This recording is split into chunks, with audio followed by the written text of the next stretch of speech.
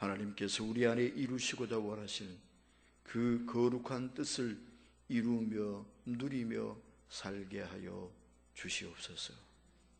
종의 입술을 주님의 도구로 삼으셔서 오늘 이 시간에도 저희 각자를 향하여 하시기 원하시는 그 말씀, 우리 각 개인 속에 이루셔야 할 하나님의 그 거룩한 역사와 계획들 온전히 이루도록 마음껏 사용하옵소서.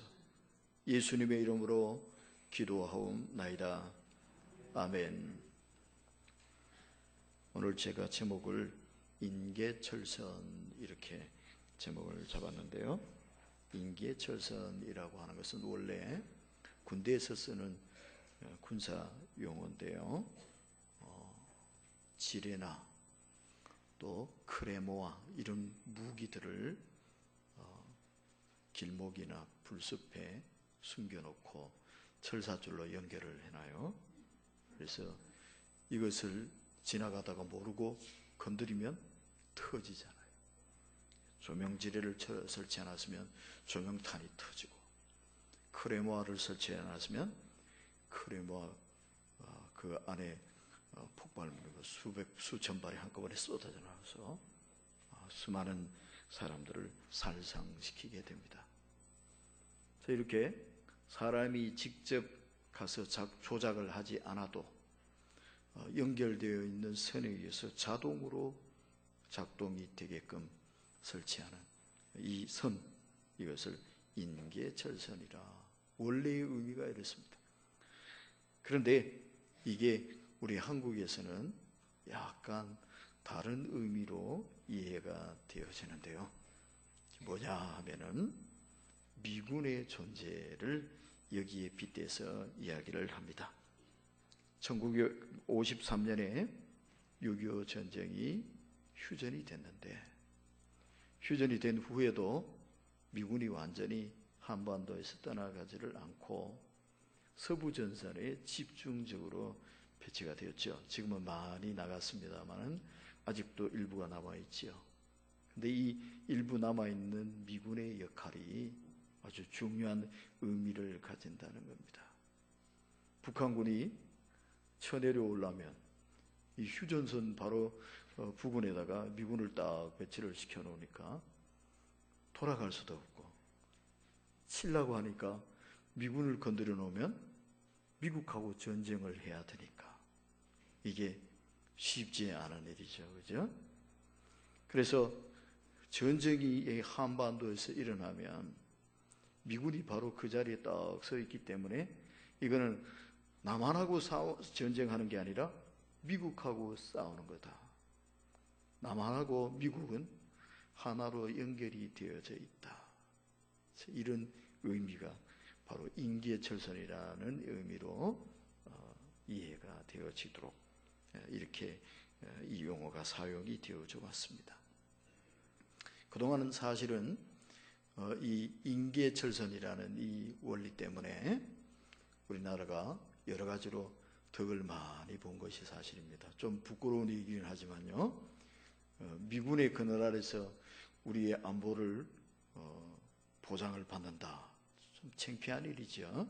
남이 도와줘야 자기를 지킬 수 있다는 거 별로 기분 좋은 일은 아닙니다만은, 근데 그 당시로서는 6.25 직후로서는 더더욱 말할 필요 없고 현재까지도 이것이 어느 정도 유효하다 이렇게 말할 수밖에 없어요.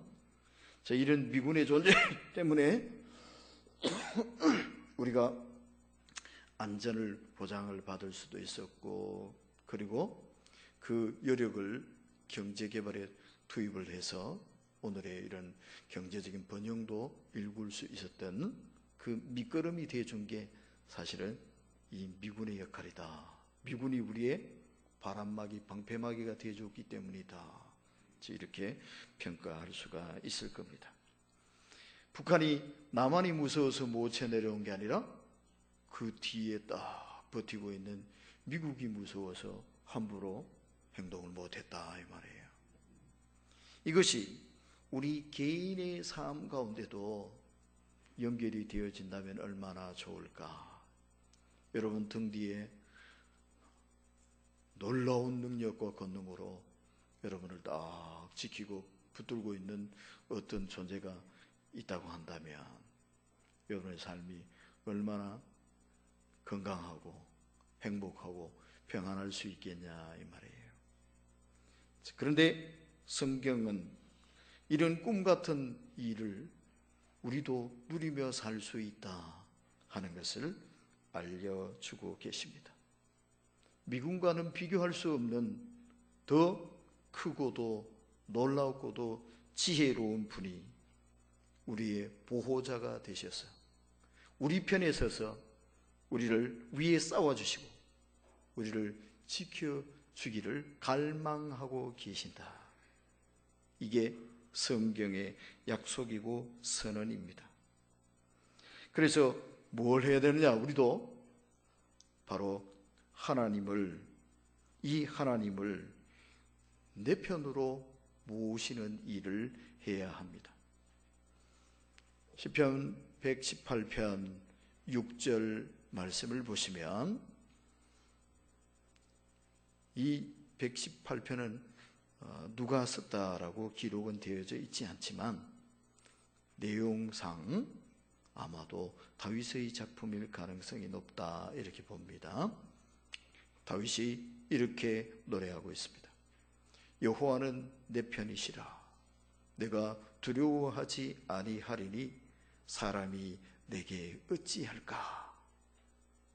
여호와 하나님께서 자기 편이 되고 계신 것을 아주 큰 목소리로 외치고 있는 것을 볼 수가 있습니다. 다윗도 사실은 참 고단한 인생을 산 인물입니다. 역경이 시련이 만만치 않았단 말이에요. 그것도 몇 달 그러고 만 게 아니라 아주 상당히 오랜 기간을 그 고난 속에 고통 속에 살아야만 했다고요. 그런데도 불구하고 그 고난이 다윗을 꺾지를 못했어요. 다윗의 영광을 희미하게 만들 수가 없었어요.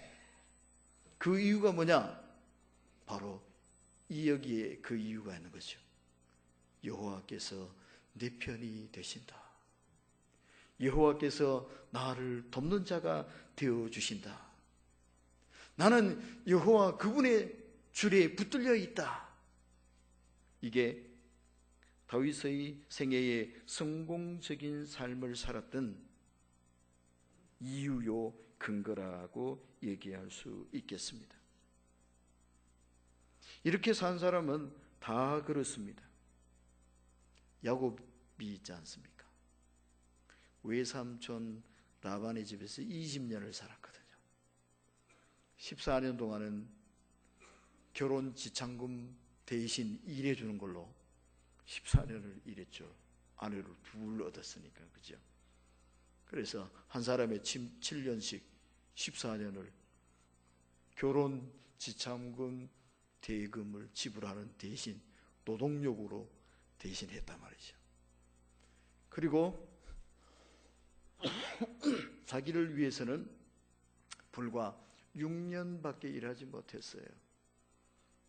그래서 총 합쳐서 20년인데 이 6년 동안 자기 가정을 일구는 것에 사용을 하면서도 얼마나 하나님이 복을 많이 부어주셨던지 큰 부자가 됐다 그러잖아요.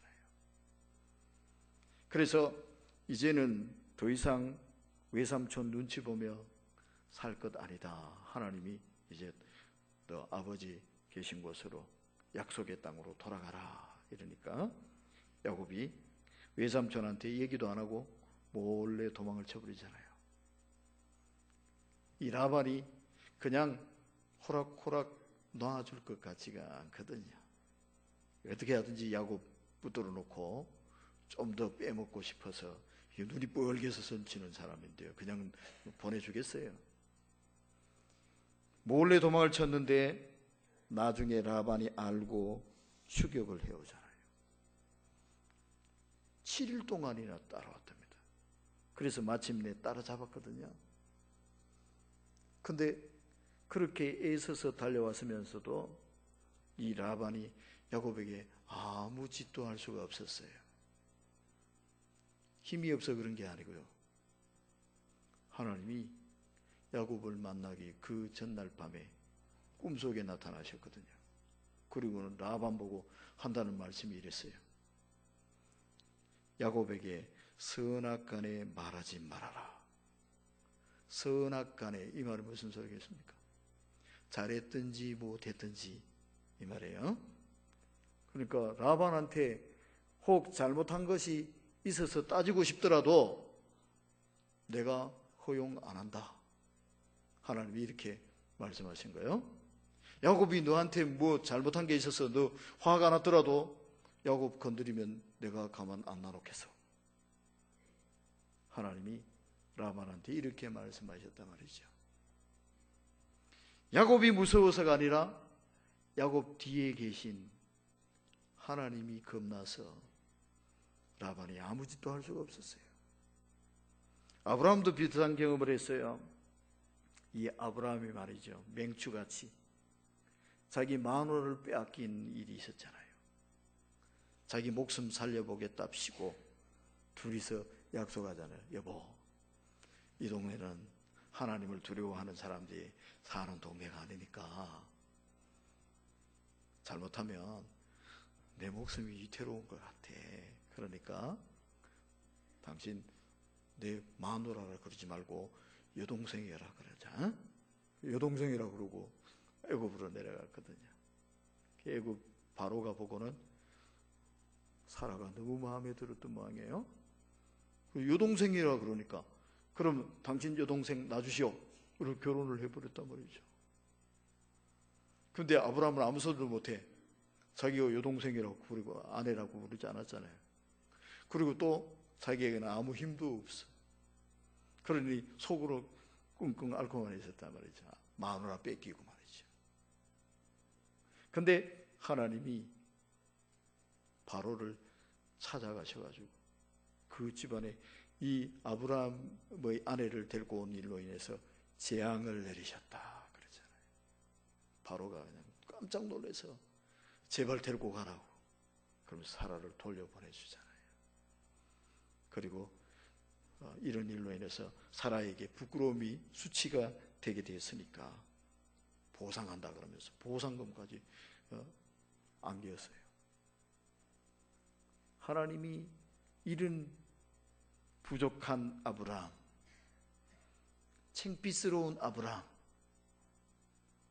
그 뒤에 하나님이 딱 계시니까 좀 못났어도 좀 부족해도 문제가 되지 않더란 말이죠. 아브라함이 대단해서가 아니라 아브라함 뒤에 아브라함의 보호자로 아브라함의 방패막이로 서 계신 하나님 때문에 아브라함을 아무나 함부로 대할 수가 없었다 이 말이에요. 우리도 안 그렇겠습니까? 내가 비록 연약한 사람이라도 알아주는 사람 없어도 대단히 가진 것 별로 없어도 뭐 명함에 몇 줄 적을 이력도 없어도 하나님이 우리 등 뒤에서 우리를 딱 붙들고 계시면 내가 네 편이다, 내가 너의 보호자다, 하나님이 이렇게만 해주시면 뭐가 겁나겠습니까? 여호와는 내 편이시라 내가 두려워하지 아니하리니 사람이 내게 어찌할까? 여호와께서 내 편이 되사 나를 돕는 자들 중에 계시니 그러므로 나를 미워하는 자들에게 보응하시는 것을 내가 보리로다. 우리도 이렇게 외치며 당당하게 살아갈 수 있지 않겠습니까? 그러니까 여러분, 다른 무엇을 얻는 것보다 가장 귀한 일이 여호와 하나님을 내 편으로 모시는 일입니다. 하나님이 여러분의 편이 되게 하십시오. 하나님이 여러분의 보호자가 되시도록 그분을 여러분의 삶의 중심에 모시도록 하십시오. 그런데 하나님은요, 기꺼이 우리를 위해서 우리 편이 되어줄 준비가 다 되어 계십니다. 왜 그런지 아십니까? 하나님이 우리를 너무너무 사랑하시기 때문에 그렇습니다. 이사야는 이런 하나님의 마음을 이사야 30장 18절에서 이렇게 표현을 했어요. 여호와께서 기다리시나니 은혜를 베풀려 하시며 여호와께서 일어나시리니 긍휼히 여기려 하심이라. 하나님이 기다리고 계신대요. 하나님이 벌떡 일어나신대요. 뭐 하려고요? 우리를 도와주려고요. 우리에게 은혜를 베풀어 주시려고요. 하나님 마음에 불이 붙었어요. 어떻게 하면 도와줄 수 있을까?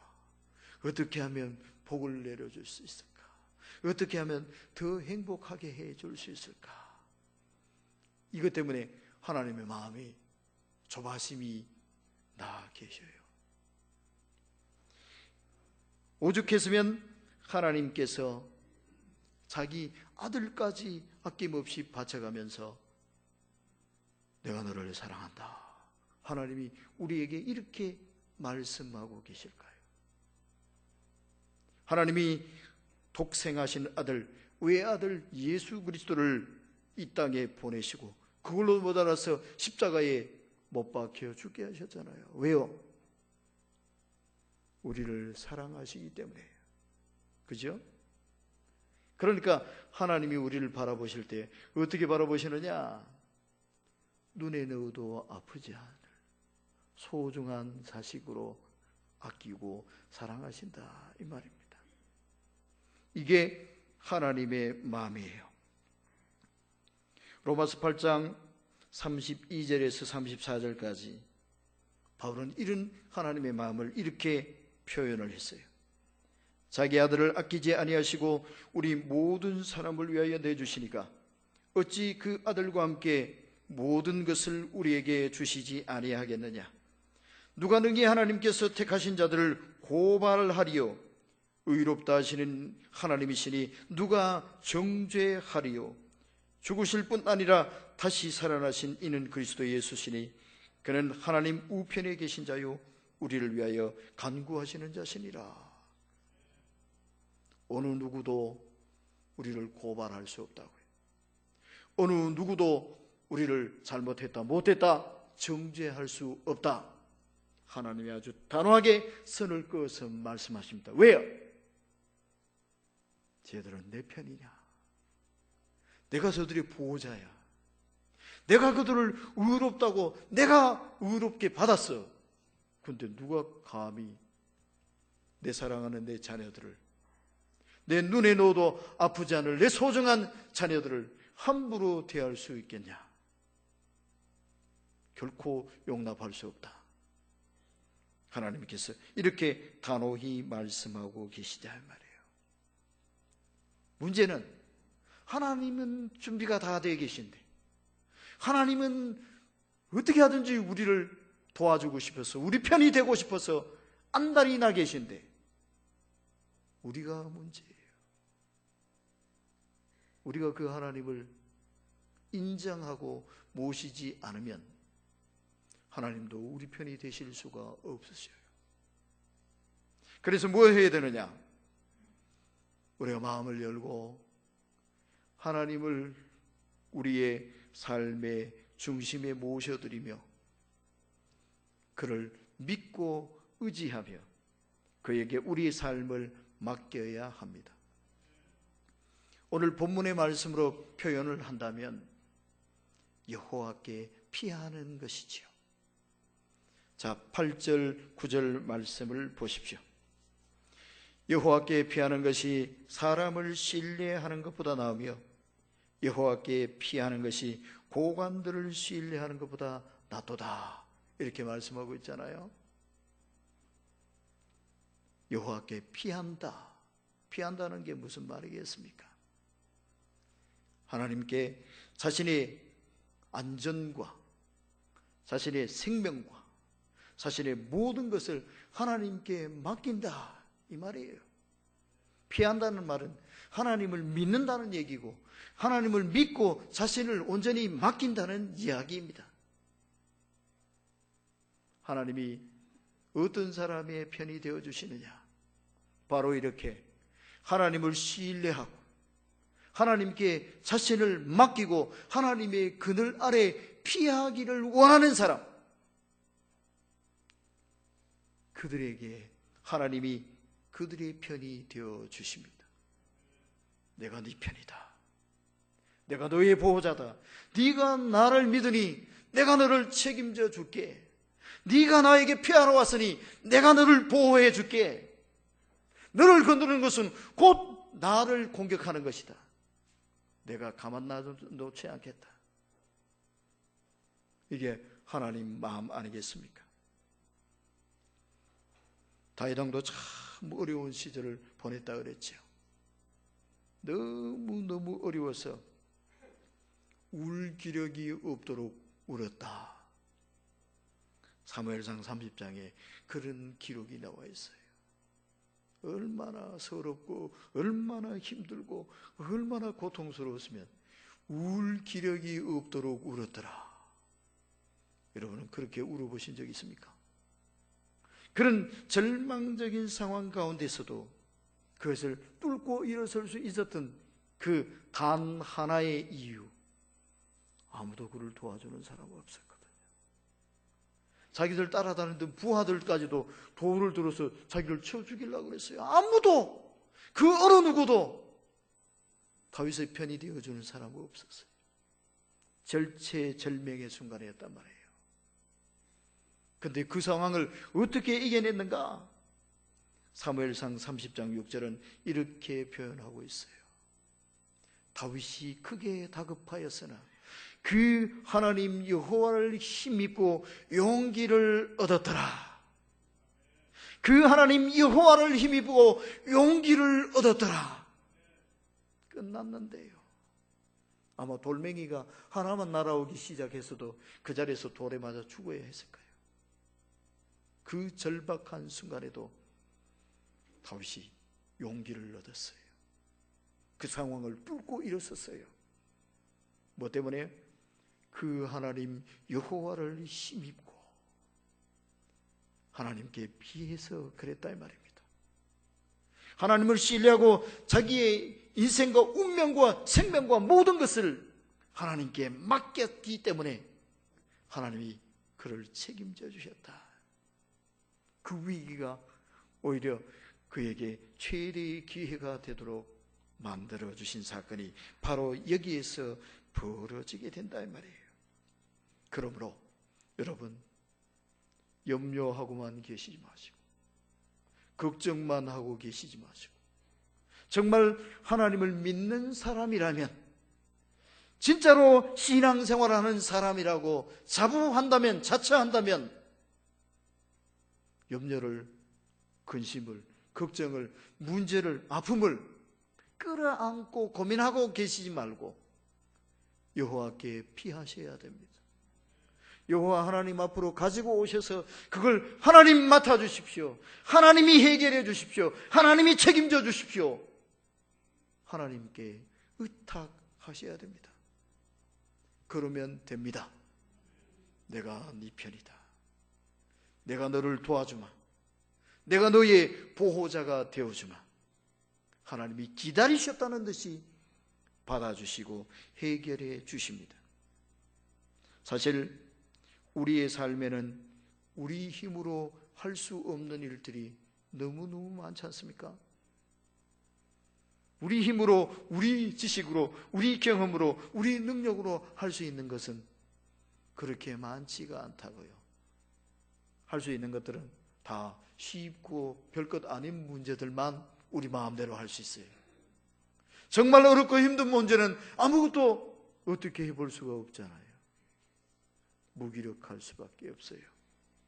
그러나 나는 약해도 내 뒤에 계신 하나님은 강하십니다.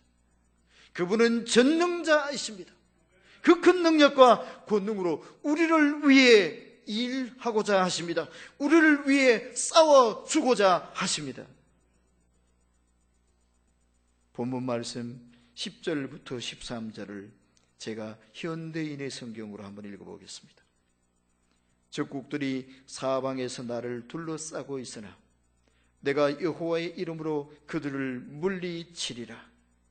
그들이 겹겹으로 나를 둘러쌌으나 내가 여호와의 이름으로 그들을 물리치리라. 그들이 벌떼처럼 몰려들어 나를 포위하나 불에 타는 가시덤불처럼 급히 소멸될 것이니 내가 여호와의 이름으로 그들을 멸하리라. 내 원수가 나를 죽이려 하였으나 여호와는 나를 도우셨도다. 내 힘으로는 아무것도 할 수 없지만 여호와의 이름으로 됩니다. 여호와의 이름으로 나아가면 그 어떤 대적도, 그 어떤 문제도, 그 어떤 시련도, 그 어떤 고난도 다 물리칠 수 있다. 그것을 이 시인 다윗이 외치고 있지 않습니까? 그러므로 우리도 이 믿음 가지고 우리를 괴롭히는 문제들, 우리의 대적들을 향해서 외쳐야 합니다. 여호와의 이름으로 우리도 외치며 선포하며 나아가도록 합시다. 여호와의 이름으로 명하노니 병마야 물러가라. 여호와의 이름으로 명하노니 문제야 사라져라. 근심아 눈녹둑 녹아져 버릴지어다. 여러분 스스로도 이 믿음 가지고 여호와의 이름을 앞세우고 예수 그리스도의 이름을 앞세우고 예수 그리스도의 십자가의 능력을 힘입어서 외치며 전진하며 나아가십시오.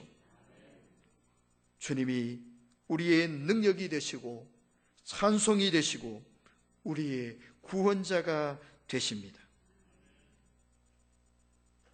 우리의 연약함과 부족함이 문제가 되지 않게 하십니다.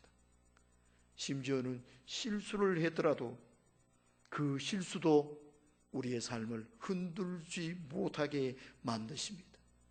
오히려 그것 때문에 더 큰 은혜와 축복과 기회를 맞이하게 하십니다. 다윗은 마침내 이렇게 노래하지 않았습니까? 시편 23편 5절에서 주께서 내 원수의 목전에서 내게 상을 차려주시고 기름을 내 머리에 부으셨으니 내 잔이 넘치나이다. 사망의 음침한 골짜기로 다녀야 하는 고통이 있었지만 결국에 와서는 내 잔이 넘치나이다. 하나님 때문에 내 인생의 잔이 이렇게 철철 넘치게 되었습니다. 하나님이 우리의 삶에도 이런 은혜와 넘치는 복을 주시는 분이신 줄 믿습니다. 이 하나님을, 우리의 삶을 넘치게 하기를 원하시는 하나님을, 우리의 인생을 안전하고 평안하게 해주기를 원하시는 하나님을 우리의 삶의 중심의 왕으로 모십시다. 그 하나님을 우리 편으로 모셔드리십시다. 그분 앞으로 우리의 모든 문제와 아픔들, 염려와 근심들을 가지고 나가서 그분께 피하도록 하십시다. 기도하겠습니다. 하나님, 우리의 보호자가 되어주시고 우리의 부족과 실수와 연약함이 있음에도 불구하고 그것을 못 본 척 덮어주시고 무조건 우리 편이 되어주시고자 약속하여 주시니 감사합니다. 누가 너희를 정죄하겠느냐? 누가 너희를 고소하겠느냐? 주님이 친히 말씀하시면서 한량없는 사랑과 은총으로 우리를 붙드시고 우리 편에 서 주시는 것을 감사드립니다. 이 하나님을 온전히 우리 삶의 중심에 모셔드리고 그 은혜와 그 사랑과 감격 안에 사는 저희가 되게 하옵소서. 다윗의 승리의 노래가 우리의 노래가 되게 하시고 다윗의 승리의 환호가 우리의 것이 되게 하옵소서. 예수님의 이름으로 기도하옵나이다. 아멘.